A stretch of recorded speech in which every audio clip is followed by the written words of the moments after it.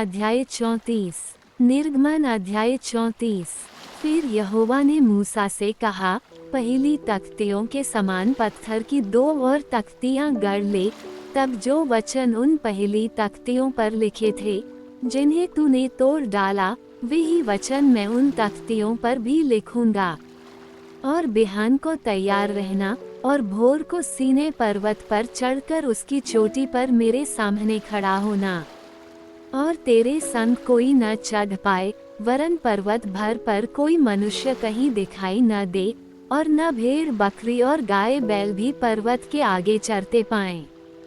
तब मूसा ने पहली तख्तियों के समान 2 और तख्तियां गढ़ी, और बिहान को सवेरे उठकर अपने हाथ में पत्थर की वे दोनों तख्तियां लेकर यहोवा की आज्ञा के अनुसार पर्वत पर चढ़ गया। तब यहोवा ने बादल में उतर के उसके संग वहां खड़ा होकर यहोवा नाम का प्रचार किया। और यहोवा उसके सामने होकर यूं प्रचार करता हुआ चला कि यहोवा, यहोवा, ईश्वर दयालु और अनुग्रहकारी, कोप करने में धीरजवंत और अति करुणा में और सत्य, हजारों पीढ़ियों तक निरंतर करुणा करने वाला, अधर्म और अपराध और पाप का क्षमा करने वाला है, परंतु दोषी को वह किसी प्रकार निर्दोष न ठहराएगा। वह पितरों के अधर्म का दंड उनके बेटों वरन पोतों और परपोतों को भी देने वाला है। तब मूसा ने फुर्ती कर पृथ्वी की ओर झुककर दंडवत की, और उसने कहा, हे प्रभु, यदि तेरे अनुग्रह की दृष्टि मुझ पर हो तो प्रभु, हम लोगों के बीच में होकर चले। ये लोग हठीले तो हैं, तो भी हमारे अधर्म और पाप को क्षमा कर, और हमें अपना निज भाग मान के ग्रहण कर। उसने कहा, सुन, मैं एक वाचा बांधता हूँ।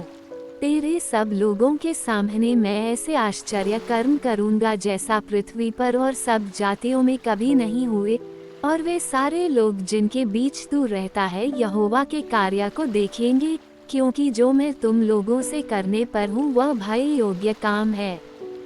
जो आज्ञा मैं आज तुम्हें देता हूँ उसे तुम लोग मानना।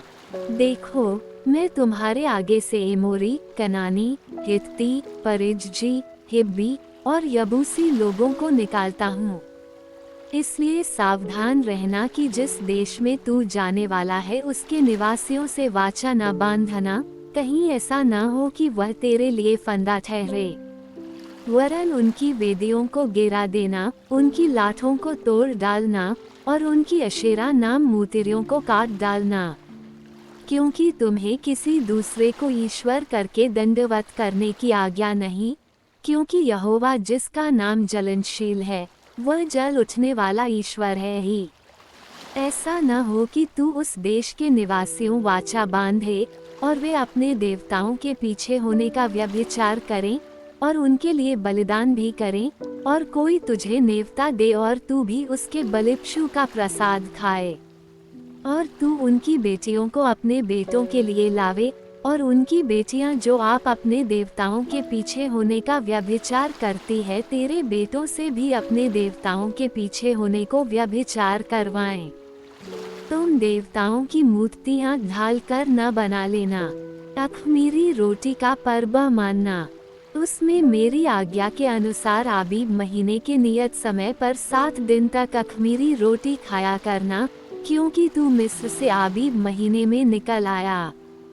हर एक पहलौठा मेरा है, और क्या बछड़ा, क्या मेमना, तेरे पशुओं में से जो नर पहलोए हों वे सब मेरे ही हैं।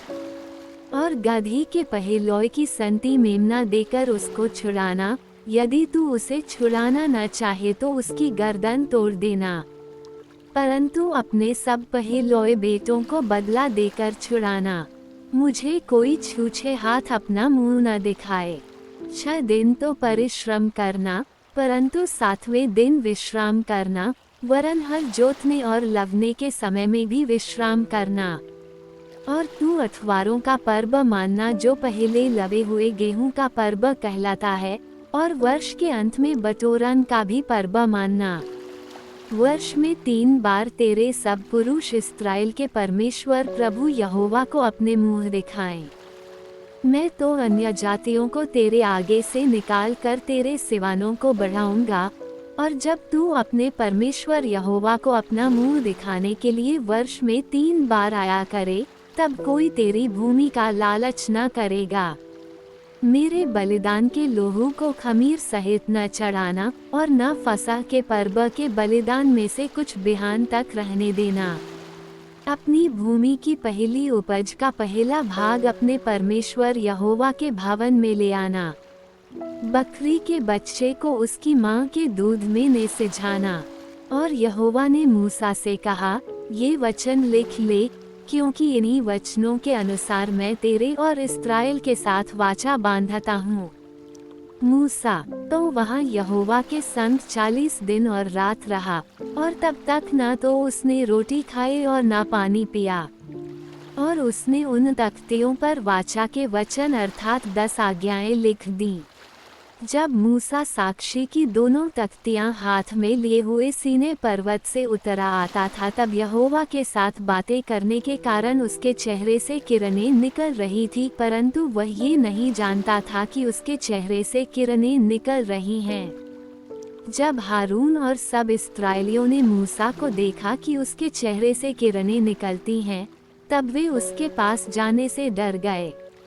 तब मूसा ने उनको बुलाया, और हारून मंडली के सारे प्रधानों समेत उसके पास आया, और मूसा उनसे बातें करने लगा। इसके बाद सब इस्राएली पास आए, और जितनी आज्ञाएं यहोवा ने सीनै पर्वत पर उसके साथ बात करने के समय दी थी, वे सब उसने उन्हें बताईं। जब तक मूसा उनसे बात न कर चुका, तब तक अपने मुंह पर ओढ़ना डाले रहा।